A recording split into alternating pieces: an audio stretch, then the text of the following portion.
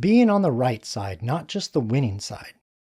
Over recent decades, we've seen what happens when politics stops being about principles and becomes only about power. When rhetoric becomes a weapon. When leaders encourage confrontation, violence, and even death. When we confuse being right with being victorious.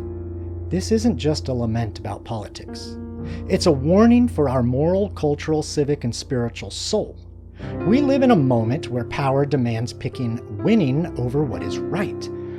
But what has that cost us? And what will it cost if we keep doing it?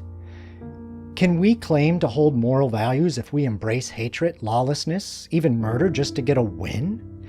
Can we say we love our fellow citizens if we help them into their own destruction, handing out needles to the addicted, calling it compassion, while watching life slip away?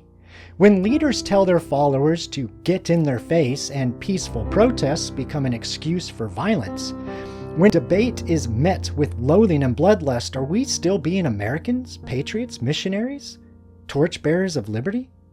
What is the value of a win if it demands we hate our neighbor for voting differently? What is freedom worth if it costs another's right to speak, pray, or believe? Can we claim to be on the right side when we cheer the destruction of history, mock the beliefs of others, or stand silent as violence becomes routine? We might land on the winning side for a moment, but what are we winning if it costs our character, our values, and our very soul? When we fight for the right to end a life before it can even choose between good or evil, what does that say about our integrity? What is the value of life if it is only valued when it is convenient? Being on the right side is harder than being on the winning side. It asks for empathy over anger, truth over expediency. It requires faith. It requires courage to speak, even when it costs you.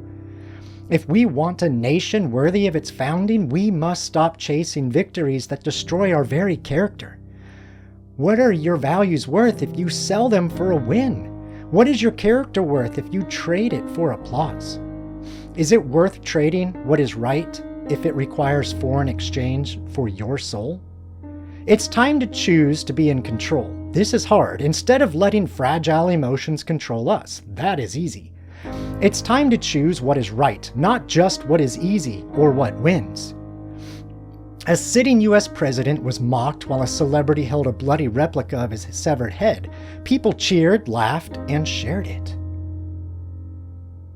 People called it freedom of speech, a work of art. A music video depicted the simulated assassination of a president, and people called it art, not incitement. U.S. Representative Maxine Waters once told her supporters, if you see anybody from that cabinet in a restaurant, in a department store, at a gasoline station, you get out and you create a crowd and you push back on them. Former President Joe Biden declared that Donald Trump and his supporters represent an extremism that threatens the very foundation of our republic. A republic? Statements like these may not directly call for violence, but they frame political opponents as enemies, people to be chased out, shamed, and silenced by any means necessary, instead of as fellow citizens to debate and understand. In 2020, flames rose from Minneapolis after George Floyd's death. A man with multiple aggravated offenses, a man with a faulty past, a man who, like all of us, sometimes made a wrong choice in life, a man with an addiction who needed help, a man who was an easy mark for the political vultures. Nearly $2 billion in damage scorched neighborhoods across the U.S., leaving small businesses, many of them minority-owned, in ashes. Statues of Washington, Lincoln, and Grant were toppled. American history was reduced to rubble. In Portland, rioters dragged a man from his truck and beat him unconscious, as others just stood by laughing and filming. Unprovoked attacks based on pigment or lack thereof in one's skin tone. Violence and lawlessness grabbed the reins that had been attached to the bits of hate and ignorance placed in the mouths of people. Retribution became the prospect for the quest of self-righteous gold.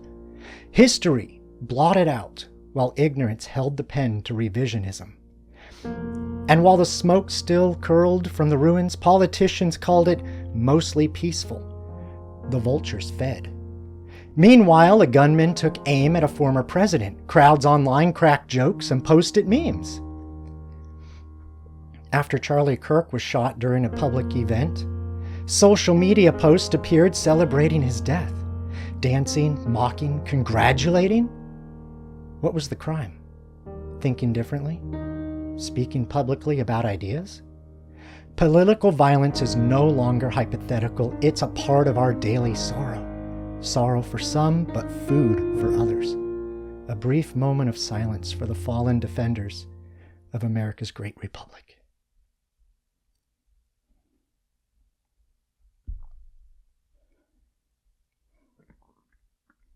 What is the worth of victory if we celebrate the destruction of our neighbor?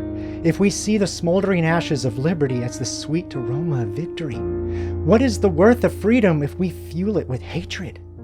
What is the worth of life if its value depends on a vote? We call ourselves patriots, yet torch the principles this nation was founded on.